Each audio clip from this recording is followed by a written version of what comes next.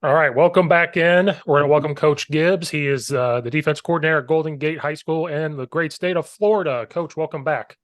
Thanks, Coach. I appreciate having me on again, man. Looking forward to talking some ball. Yeah, that's what we do. This is, like I said, dead period. I got nothing else to do besides you can only watch so much film and get ready for the first practice. You can't do much. You Right. know, it was all decompression. We were told to not do anything until Saturday. Like Saturday, don't do anything until Saturday. Like we were commanded, like, hey, hang out with family, friends, do whatever. But then come Yep. Saturday, Sunday, we got to get on a Zoom and text back and forth and figure out what we're going to do. And it's been good. I literally had my feet up in the other room before we hopped on. I was just on the couch. I was like, I gotta get up. Hold on. I don't know if you watch Better Call Saul. That's what I was catching up on. I was like, I gotta watch that show. That's what I do. uh, yes, sporadically, we're more of a Cobra Kai, household. I watched a little bit of Breaking Bad, and we did watch a little bit of that, kind of spin off and stuff. And Uh-huh. but yeah, we're very 80s oriented in our house. Perfect. Nothing perfect for those kids. Good for you, because people don't know Tommy Boy and all that stuff. They don't know Oh any of yeah. those movies. My daughter turns 12 tomorrow, and she's a big Michael J. Fox fan with Back to the Future. And I'm actually in her room right now because my uncle's in from Philadelphia, so they're all out in the other room. And so she's got a whole bunch of memorabilia and stuff on the walls, and she's very much 80s driven, Good I for guess you could say. Good for you. Claps to you, coach. Being a good dad. That's the way to raise them. 80s and 90s. Yep, we're always under construction as parents, so it's something that we just got to keep, just like we tell our kids, you just got to keep better, get better one thing every day, and hopefully something sticks. Oh yeah, but good for you. Um, so how did the last season go for you? I can't remember if you were at this high school or not. I can't remember where you were last year, but how did last season go for you Yeah, heading into the yeah, summer no, this year? yeah, no. I was at so I came to Golden Gate in the spring of 2022 after being a head Yeah. coach at East Lee County for a year, and we made a lot of strides in a good direction. Uh, the year before I got here with the defense, they were giving up 31 points a game. Last year, we got that down to 17. Wow. So yeah, we missed the playoffs. We lost 3 games by a field goal. Oh, So we were a couple plays away from being 8-2 as opposed to 5-5 and playing a home playoff game. But it's a good lesson for the kids to learn. It's like, especially we bring back 90% of our defense okay. this year, and those kids that went through those tough games last year now know now what it takes to handle that stuff and how to fight through that adversity. And our goal is to come out on the other side of those close games this year. And if we stay healthy, I think we're going to give a lot of people problems. So summer's been good.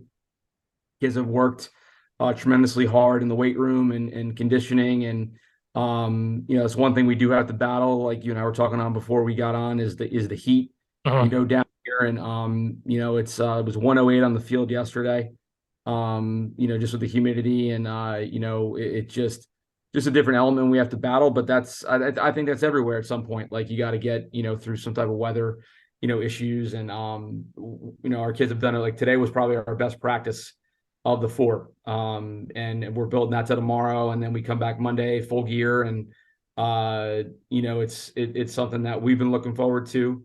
We have really good leadership with the senior class, which I'm very excited about. And we've added some pieces with the younger grades. And we're just very, very fast, very athletic, and just looking forward to see what we can do. Our first game is 2 weeks from tomorrow, August 18th. So Oh be very wow. excited to see what we can do in 2 weeks. Yeah, that's exciting. We don't play till the 25th, so I gotta wait a little longer, but I don't Yeah. have to deal with 108 degrees with humidity up here, I guess. A little hot. Yeah. Um, so when you came in last year, I might have asked you this the last time you were here, but I'm getting old and my mind slips a little bit. Um, how long did it take for the kids to buy into like what you were bringing? Like, hey, this is the defense we're going to do. This is how I do things. How long did it take the assistant coaches, the players to buy into that? And on top of that, like, how do you go about kind of selling what you're putting down? Like, hey, this is how we're going to do, and how you get that buy into that. I don't know if culture is the right word, but like the standard. Like the Yeah. standard is what we're going to do. Yeah, I mean, I think first and foremost, things that we've as a defense have been able to do in the county in the last 8 years, whether it was at Gulf Coast, Palmetto Ridge, and then obviously, Lee County's just a little north of here, and taking that team over that hadn't won a game in 3 years to win four, and coming close to winning six. And today's different than when you and I played, Coach, like with the social media piece and Yeah. kids talk and they see stuff and they know, what, who's doing what and what everybody's all about. So the buy-in was just more of getting the kids to understand what we need to do to be successful and that we're always going to put them in the best position to succeed. Mhm. So I think that, and then as far as the assistant coach portion, it was just, I knew the head coach prior. We had a younger staff last year. Actually added two more coaches this year, which has been great. Mhm. Guys that want to learn and want to be coordinators down the road. So just kind of bringing them along, and but like anything, it's results driven, right? So like, perfect example, like 2 years ago when I wasn't there, they lost to Naples High School 59-0. Last year we were tied 7-7 with them at halftime. Wow. So it's stuff like that. Like it's, like anything, like, it's what can you do for me, but also too, what results can we get? And it's really selling that team culture aspect as to everybody just do their job. Mhm. Like I tell the guys, like, we'll make adjustments, but no matter what we do is like, your responsibility is this, just don't try to go outside of what you need to do, because that's when things go not in our favor, when you try to do too much. And we had a really good spring last year, really good spring scrimmage against our offense. So I think after that, the kids were kind of like, yeah, this is a good deal. And then we got into the summer and we opened up against two teams from the East Coast of Florida last year and did really well against them. So I think that was kind of validation for the process and the system. And then again, those kids really, any kid that was on the fence could say, hey, we did it against two Miami teams, which, down here, when you play a team from Palm Beach County or Dade or Broward, they're very athletic. They have a lot of explosive plays, and for us to win those two games out the gate, that was huge for our confidence and for the program. In order to get them to play fast and do their job and not think, did you have to be more simple than what you were used to, or were you already simple enough and like, this is what we're going to do, and then I can add more the more it goes on, if that makes Yeah, sense? I mean, we're very formationally based in what we do. So we'll go into a game with certain things for certain formations based on tendencies, and either take things out, or add a few things. But it's like, we appear to be very complex in what we do.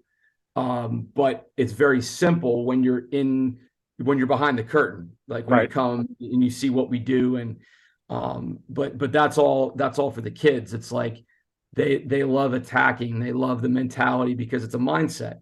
Right. To play defense at a high level, you have to have a certain mindset. And if you don't have that mindset, that's okay. You're just not going to be part of what we're doing. And it is what it is. Like, you just got to go find a different position to play. And I think our kids have done a great job of buying into that type of our black shirt defense mentality, our high level, and our message to be elite every day in something. Just doesn't have to be 20 things, just make it one thing. Like Mhm. like today at practice, we talked about being better leaders as opposed to the coaches leading.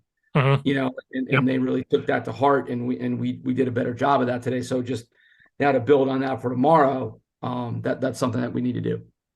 Yeah, because I'm noticing that defenses are how offense is out formation people. It seems like defenses have been starting to do that over the last few years of it's the same coverage, but to us on offense, it might look a little different because we see a ton of 3-3, 3-5 in our conference. They'll just Sure. move people around to take away the quick slant or play Mm-hmm. action RPO stuff. And we try to tell the quarterback and my lineman, hey, they're running, they just called the same thing 3 times in a row, but they've moved. They've moved people, they've done whatever. And it's almost like defensive guys, because you're so smart, you're going to out formation us, kind of like, hey, they're in this formation. We'll line up 3 different ways just to give them a different Yeah. look. Yep. Yep. No, I think that's a good point. We're very much where we can get the numbers. So like if you're 3-by-1 open, we want to try to get 4-over-3 and Mhm. 3-on-2 to the backside with the back if the back's to the single receiver side. And one of the things we've started doing, I went up to Florida a couple times in the summer and met with their staff, and we're starting to stem at the second level and move guys. The backers, and we have a 3 safety system, so we play with 3 safeties and Okay. Yeah. moving that middle safety around and kind of messing that post snap read up for the quarterback, and just kind of playing different coverages behind that. And it's been really good for us in camp. Obviously the proof will be in the pudding, come week 1 and see how our guys do. But we're very pressure based in what we do. We were 70% to 30% pressure to base last year. But we're not zeroed out pressure. We play a lot of trap. We play a lot of press bail 3. We double guys. Like we're not just like engage 8, like let it rip. Like our pressure is based off of your pass protection or how you block certain things. We want to get numbers to certain areas and create havoc. And that's the big thing with our defense is the havoc rate that I got from Coach Brown, who's at UMass now. Yeah. And it's the kids love it. They buy into it, and they absolutely love it. I was going to say, I remember seeing on Twitter, and I think you might have told me you have a 3 safety system. I was like, 3 safeties? What the hell is that? And thinking about like now you have to really, in my mind, because I'm dumb, you have to really blitz up front and stun up front to make sure there's no pressure on those safeties and keep everything in front of them, kind of is what my mind goes to when you say 3 safeties. So like, how would you drill that? Like, how do you could dial up pressure then to make sure they're not in any sort of pressure when they're just 3 safeties, if that makes sense? Yeah, no, I mean we play field and boundary. Okay. We have field and boundary guys, and then we have our rover, who's our middle safety. That's kind of like our chess piece that we move around. Okay. And again, we're so multiple in what we do. Like we're never really true 3 across safety. Like if you were to watch Iowa State play, like we're really never like that. Only if it's like 3rd and a mile. We're using that guy as that extra hat wherever we need to fit him.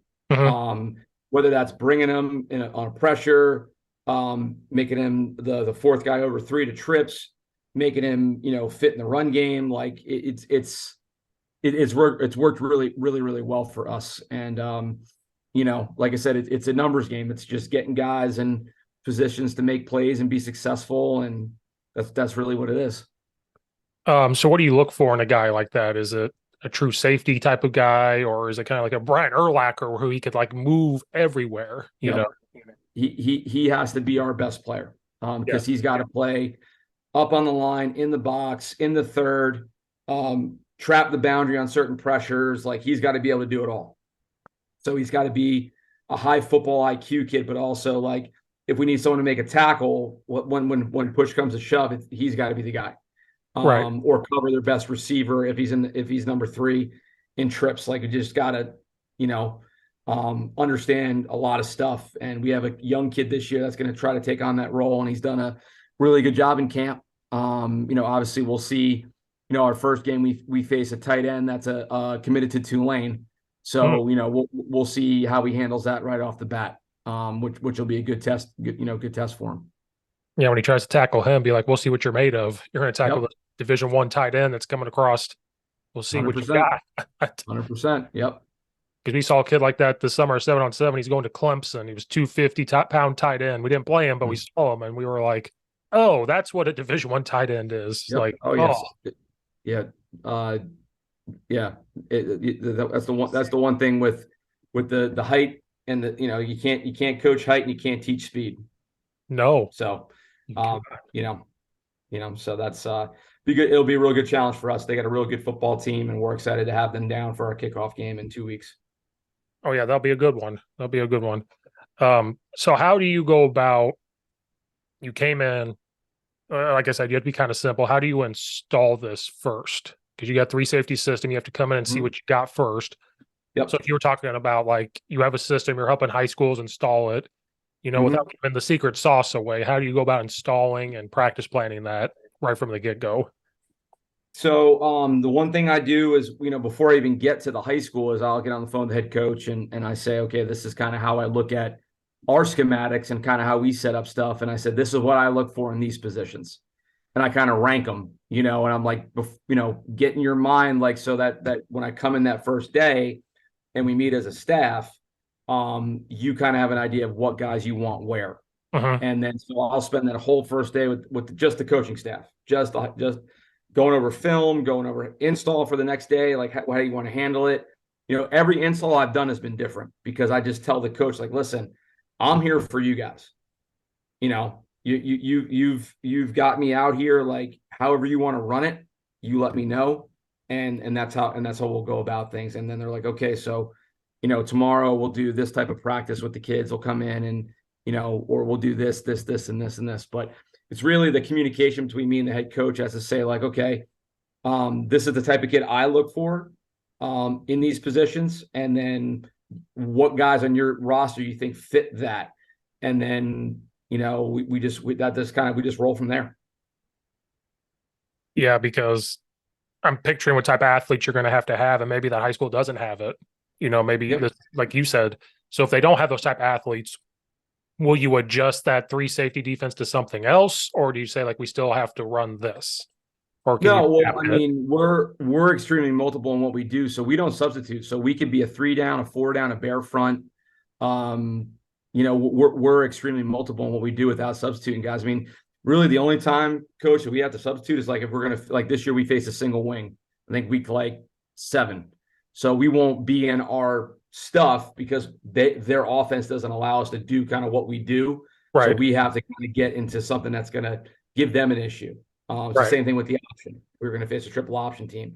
There's different ways to attack that. So, but yeah, I give the guys multiple options. Like, hey, if you don't have this guy, well, you can line up in this 4 down stuff, or you can be in a bear, or you can, do X, Y, and Z. So there are options, not just to be that 3 down, 3 safety, but ultimately to be as multiple as we are, you want to try to have those guys in those positions. Because it sounds like Coach Nick Davis, I'm friends with, he kind of does the same thing. He's a 3-4 whatever type of guy, but sometimes he's got 2 linemen. Sometimes he's like, Yep. I just might put 1 lineman in, and then we start playing games. Yep. Because he coached offense, and he goes, they play games with us, I'm going to play games with them.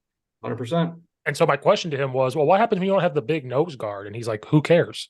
Like, is he fast? Can he just plug a gap? Can he just do whatever? And I'm like, because we thought about going to a 3-3, but that was the question, like, who's going to be our big nose guard? And I kind of came in and said, hey, I talked to people smarter than me. We don't really need a big guy. If just slant him every time, maybe we stun him and have some speed. Well, what if he doesn't do this? I'm like, if he creates a double team, you're doing your job, because now our linebackers can flow and do whatever they need to do. 100%. So when you say you don't sub, like, do you have to sub linemen, or do they just stay on there the whole time? No, they're there their whole time. I mean, unless, like, somebody needs a break. Like right now, we only have 2 on defense. 9 of our 11 are one-way players. Okay. Wow. So I mean, our nose and our 1 corner is our 2-way guys. So we don't have to sub a lot as far as guys that are tired or need a break or tapping the helmet, like, but will we substitute? Yeah. I mean, if guys aren't doing their job and doing what they're supposed to do, yeah, we'll get them out and get somebody else in. I mean, may not be as good as the guy that in the first group, but I'd rather have a guy that's going to just be where they're supposed to be and then take a shot with that than someone that is maybe a little bit better athletically and doesn't understand where they fit. Because then that just, takes away from our kind of like our message of being a gap control defense. So like our nose guard is a slanter. Yeah. We're not a 2-gap team. We have a nose guard that's 6'2", 275, and that is just, he's going to play college somewhere. Right. He's got 4 or 5 offers, and he'll be weighing his options soon. But he's a heavyweight wrestler. He's quick. He's got great feet, and runs everywhere. The kid just does not stop running. So that's a big positive, for us. So how would you defend then? I was just thinking, how do you defend a wing T team? You don't see that very often. We're all used to spread, and we're used to, I mean, you could correct me. I'm seeing, because I'm doing it too. I'm going back to like, let's get in 12 personnel. Let's get into 22 personnel. Let's do Yep. buck sweep. It's starting to like Sure. come back a little bit. Yeah. So Yeah. how do you adapt to that when teams offense is like, hey, let's run buck sweep. Hey, let's run toss. Let's run rocket. Even out Yep. of a spread, and wing T. Sure. Well, I mean, if well, let's start with the shotgun wing T stuff. Like to me, that plays right into our strength because if you want to try to run lateral on us, we're extremely fast, and it's advantage I would say would be to us. Now, if you get in more condensed stuff, like I coached in the wing T for a couple years, so like if you're talking like 100, 900, 400, 600 formations, then now we have to now I go back to like my 4-3 roots. And what I do is I take away your weak side run game, force you to run a certain way. And then, we're going to pressure the A gap. So we're going to slant the nose, bring the mic, if any type of double A gap pressure against gap scheme to me is great because that center's got to block back. And if obviously if you're going post snap, you're going to pick off a guard or you're going to make a play in the backfield. Before the ball gets out, on the edge. So I think there's ways to combat that, but you have to be willing to like for me, I'm not someone that's going to say, oh, we're staying in this. Like I want to put our kids in a defense that's going to give them success. So if it means going back to like we used to call it, a tight front, which we were 9-3 to the tight end wing side, and then we eagle weak. We drop the will linebacker in a 5. Kick the end to a 3, and then we have the nose in a shade. So we 1-3-5 to the weak side, and you're making them think about if they want to run belly there, or they want then you're kind of forcing them to do things they don't want to do. Now you talk about pressuring, crossing the nose and bringing the mic. So now you got both A gaps covered, and it's a chess match, right? At the end of the day, it's and if they have better dudes than us, and we just have to. Anybody can get beaten on any given night. It doesn't matter, who they have or what they have. Like, we may just be on and they may be not, or vice versa. Right. It's I think it's your job as a coach to be as diligent as you can in your job to come up with schemes that are going to give your kids an opportunity to be successful and not just say, hey, well, now again, if you have 3 Division I defensive linemen, you want to be a 3-4 and you want to sit in a 2 gap nose and 2-4 eyes, then hey, that's your deal. I mean, at the end of the day, that's what you're going to do. But we don't have that. So, we have to come up with ways to pressure and to slant guys and to loop guys and to make constantly change the picture for high school offensive linemen, which I think is one of the strengths in what we do. Yeah, because I hate 4 eyes. What does linemen hate? We hate 4 eyes and we hate 3 techniques with that note. Like, I hate it. Yep. Even 4s. I hate 4s because they're like, where are they going to go? Where are they going to go? Because my tackles would do that. Well, he's head up me. Now I got to get inside. But then he went this way. Then he went this way. And I'm like, I know. It sucks, especially if they got a big defensive end that's fast. No, I agree. Because I remember years ago helping out on defense for a team. We saw a wing T type option flex bone. The plan from the guy was to put 6 people on the line and just bring it. And I quickly told him, I was like, that doesn't work because if they get through, we got nobody to get back. So then he was like, the next year we were a 3-4. He goes, well, we'll just stay in our 3-4. It disrupts the linemen. It disrupts where they have to go. And we found more success with that, just being like a 3-4. And then he left. We saw another team like that. Defensive coordinator was a 4-2-5. And they were just killing us. And I'm yelling at him to go to a 3-4. And he goes, nope, we're staying in this. We're staying in this. We're staying in this. And they score like 30-some points because because their linemen, I could tell it was easier for them to double team when we had a, 4-1, 3-4 or whatever it was than being a 3-4 and just bringing the linebackers. Yep. So that's why I wanted to know if I was stupid. And like, you could still have 3 down fronts to attack these guys, because I was young. I was like 26 years old, at the D coordinator, like, what are you doing? Like, bring some pressure, get into a 3-4, stunt, slant, get out of this 4-2-5. They don't want to pass it over the top. Keep the safety back, and we're fine. That's my rabbit hole. That's my soapbox. Because it was like, I'm an offensive guy, so I know when you have more linemen, it's easier on us to double team. Yep.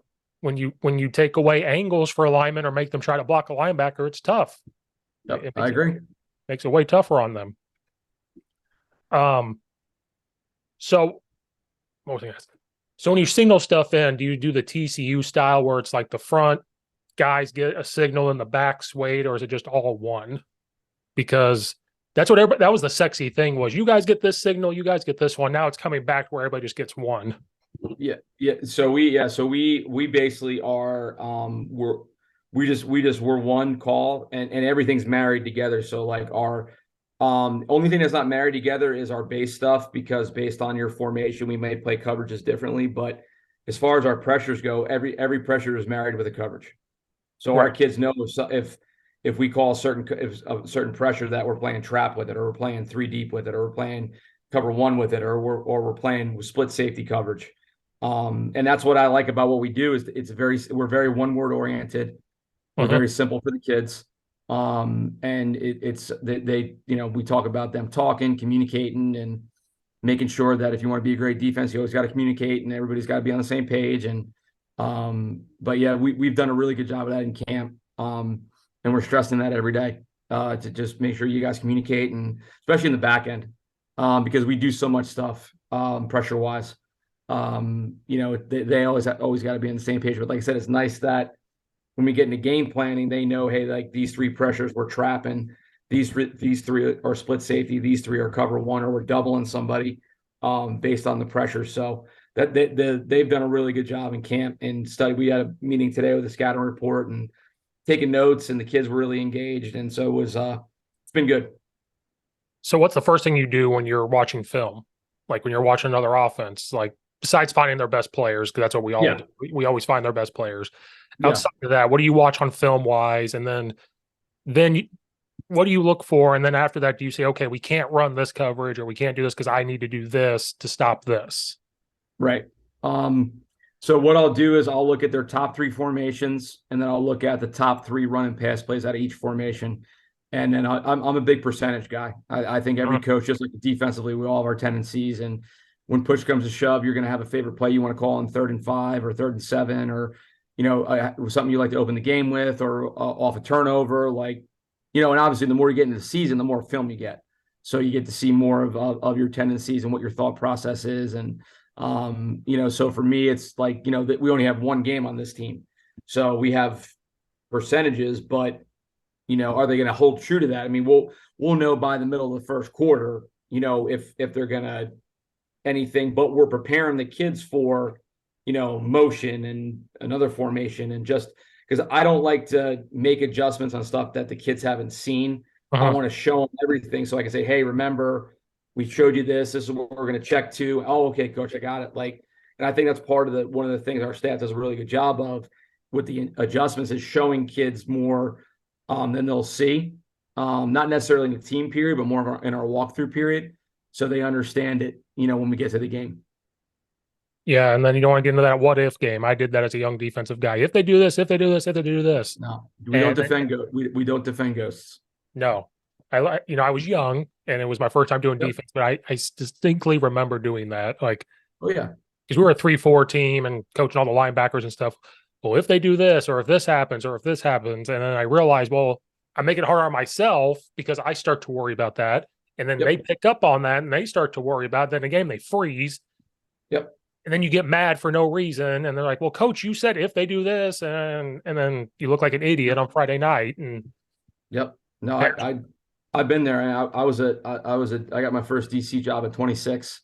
I'm 44 now. So it's like anything. It's experience you go through, and um, you just got to kind of when you're younger, I think you take it a little bit more to heart than when you do like when you're a little bit more into the business in a sense where you don't let it bother you as much because you need to move on to the next drive or the next play, or and if you're younger, you still have that player mentality, I think, where you just kind of get upset and you're just uh-huh, full of just like rage. And, it's uh-huh.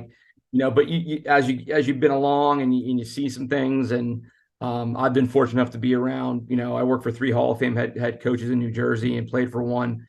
And been around some great people here in Florida and then with the U.S. national team, and have learned a ton. And you just it's like going to a clinic when you work for these guys. You want to try to come home with one new thing each day. And, whenever you get your shot as a coordinator or a head coach, you kind of want to emulate those guys in certain ways, but you still want to do your own little spin on stuff, but you know your foundational principles and how you've been brought up to do things a certain way.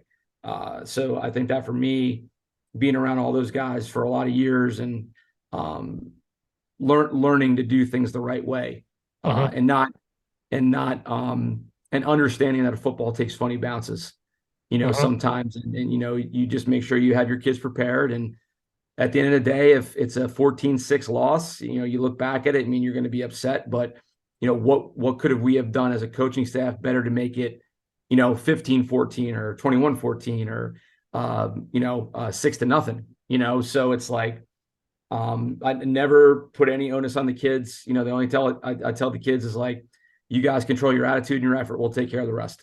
Yep. Because it's our job to put you guys in the position to be successful, and if you're not, that's on us, and we have to do a better job as coaches.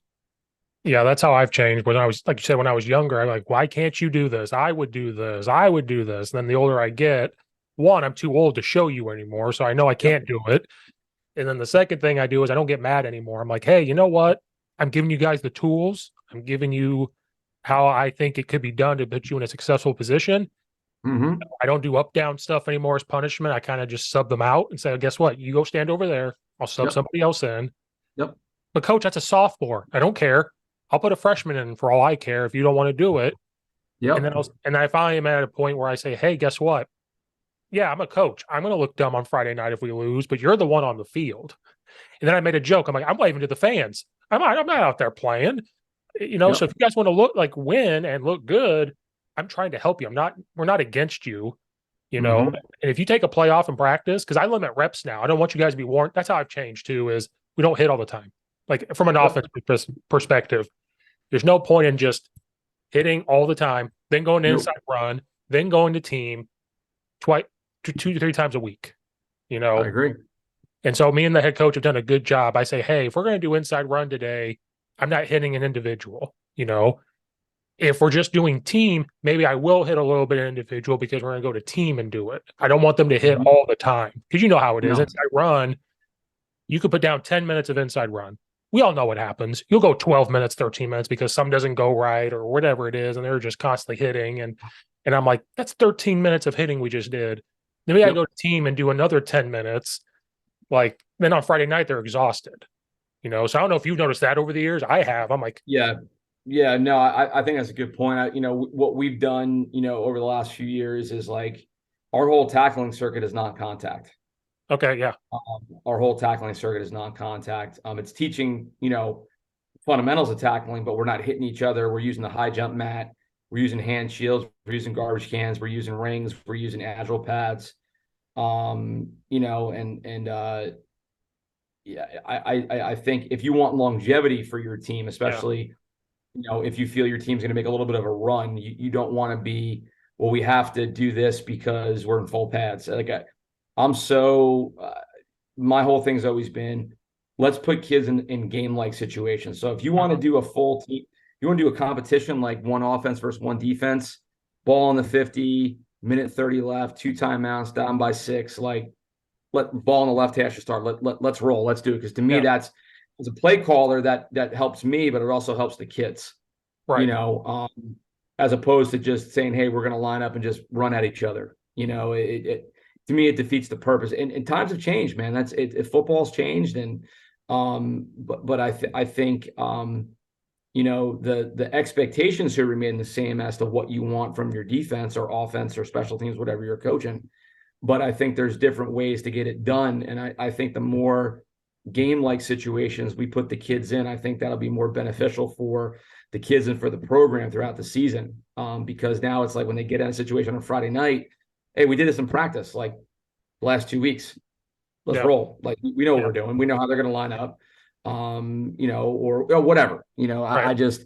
I agree with you. It's changed, and but the thing is that we still have to hold the kids to a high standard of our expectations on what we want, no matter what we're doing, whether that's at practice, on the sideline, in the classroom, in the community. Like, they got to know, especially the kids that want to play at the next level. Like, I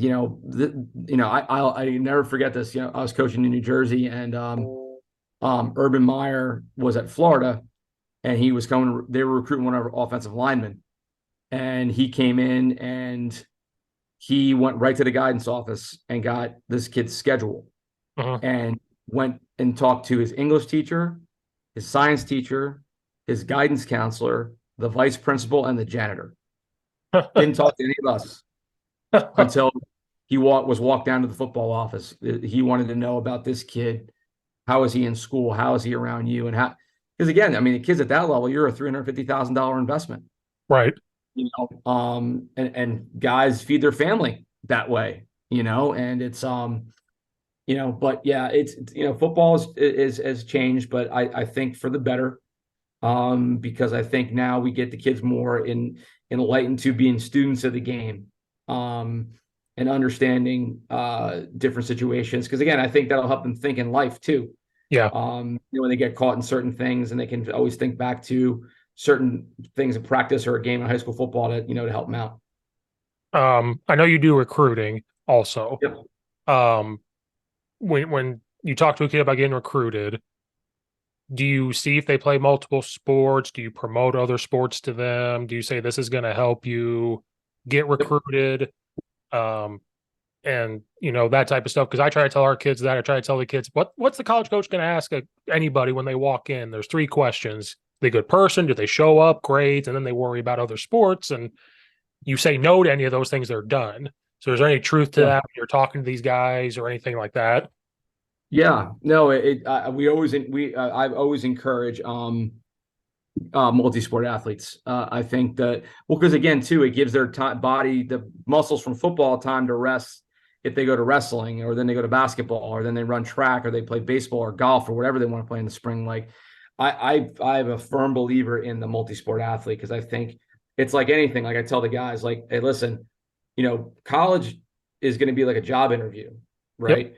What sets you apart from the 34 other guys they're looking at this position for, right? Right. Do you want to be a kid that's just a football player, or you want to be a kid that's a three-sport athlete in the business club, is an honor student, is working at Publix to help support the family? Like, because again, no matter what level you play at, you're getting some type of money for Uh-huh. something, Uh-huh. whether that's the D3 level, or it's your schoolwork, right? Yeah. Or that you get into the NAIA and then the D2 up, and they're giving you money for athletics Uh-huh. based off of who you are and what you do.